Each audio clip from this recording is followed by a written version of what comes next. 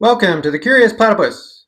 I'm Michael Edward, and today's piece is titled, Leave My Kitties Alone. If you see two life forms, one of them is making a poop, the other one is carrying it for him, who would you assume is in charge? Jerry Seinfeld. I often catch myself mindlessly staring at my cats. There is something strangely engrossing about watching those furry felines play silly buggers. I wonder what they're doing as they run around in circles chasing what appears to be nothing. I wonder if they know why they're running around in circles like crazed little lunatics. Does it make sense to them? Is there a rhyme or reason to their dizzying revolutions? Do they know something I don't know? An idea I've heard expressed many times is that animals are not as intelligent as us. And if I was to accept that idea, then I would assume that my cats don't know what they're doing. But that idea has never sat well with me. See, what bothers me about it is that not only does it unfairly diminish animal intelligence, but it also reeks of the all too common tendency to speak about things with an air of certainty, when really, we just don't know. And since I will not stand idly by while my kitties and animals everywhere are insulted, I have decided to have a little fun picking about this ridiculous idea. Number 1. What even is intelligence? The funny thing about intelligence is that it is one of those slippery words like consciousness, where there are a myriad of different definitions and theories about what exactly it is, how exactly it's applied, and the different forms in which it appears. This is problem number 1.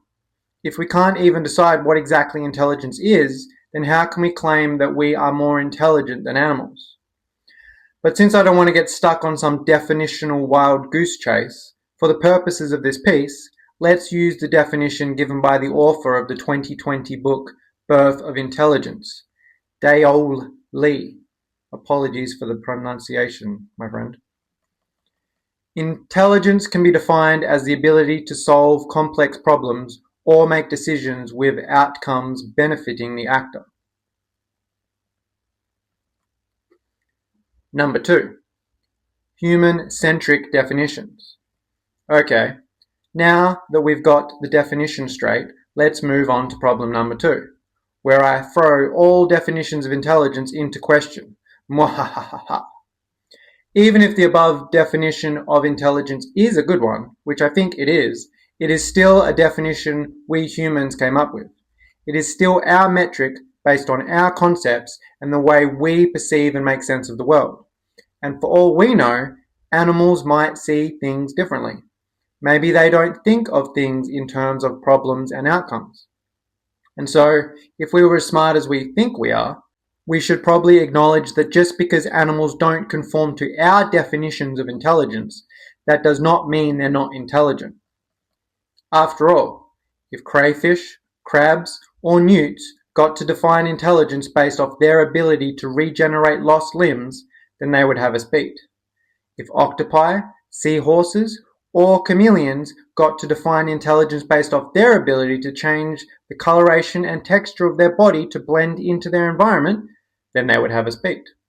If pit vipers, who have infrared vision, bees, who can see ultraviolet light, dolphins, who can echolocate, platypi, who can sense food through electroreception, or a whole slew of other animals got to define intelligence based off their ability to perceive things humans can't, then they would have us beat. And how about this one? If the entire animal kingdom defined intelligence as the ability to live harmoniously with nature, well then, they would certainly have us beat. Number 3. Smart kitties. Another argument that is often touted to support the idea that we are smarter than animals is that humans communicate with complex languages that are far more intelligent than any animal communication. Which, as far as I can tell, is a cute but hollow defense, because the last time I checked, we don't know what animals are saying. We have not deciphered their languages, nor do we understand all the different ways they communicate. And the fact that we don't know what they're saying actually proves that we don't know how complex their communication is. But I guess developing a way of engaging in interspecies communication is an incredibly complex problem. And yet, the complexity of that problem didn't seem to stop cats from developing a specific way of communicating with us. See, interestingly enough, cats do not meow at each other. Instead, researchers believe the whiny meow sound they make was crafted specifically to grab our attention. Somehow, cats figured out that humans are extremely responsive to the cries of their young, and so the smart little devils put their voice boxes to work fashioning a sound that would mimic the cries of human infants. Since then, those pesky little buggers have been leveraging that sound to promptly inform us when they want to be fed or when it's time for us to empty their litter tray. Thanks, kitty. Number 4. Conscious? Really? I saved my favourite rebuttal for last. See, it is sometimes posited that animals are not as intelligent as us because they don't have the same sense of self as we do. Or to put it differently, they are not as consciously aware as us. I find this argument hilarious because not only is it unknowable, but implicit in that claim is also the notion that humans are actually consciously aware, which is laughable. I mean, do you really know why you do all the things you do? Do you really know what drives you? Do you always act from a place of conscious, rational thought? I certainly don't. And according to Google, if you trust that moderated fucker, a whopping 95% of our behaviour is unconscious, which means we only operate in a way that is more consciously aware than the animals 5% of the time anyway. And let's be real, 5% is being generous. After all, if you look at our behaviour, it's obvious that we are just as lost, confused, and unaware as we claim the animals are. Otherwise, you'd think that by now we would have stopped endlessly engaging in wars, ceaselessly polluting the planet, incessantly drawing arbitrary lines in the sand that divide us, and mindlessly racing from the cradle to the grave, never stopping long enough to even question why we have set up a system where many of us spend the best years of our lives doing things we don't want to do. And finally, a quote and a word from our friend the platypus. Even though 95% of the time I have no clue why I'm doing what I'm doing, I'm pretty sure what I'm saying here is that it is highly likely that animals are way smarter than we say they are. I'm almost certain I'm saying that us humans are far too quick to act like we have it all figured out.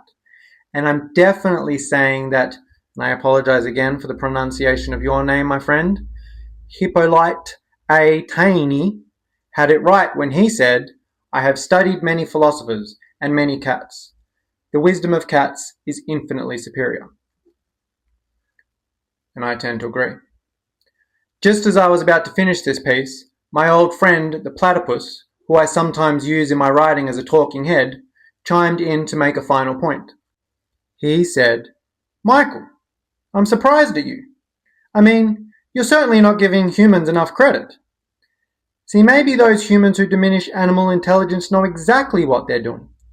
Maybe it pacifies them to believe that animals are less intelligent than they are, because that way they can justify how cruelly they treat us incredible creatures. After all, if those humans had to acknowledge that us animals are just as intelligent as they are, then they'd be forced to ask themselves why they continue to decimate our homes, cage us for their viewing pleasure, and subject many of us to the horrors of factory farming. With that, the platypus dropped the proverbial mic and waddled off to play silly buggers with my cats. And if you'll excuse me, I'm about to go join them.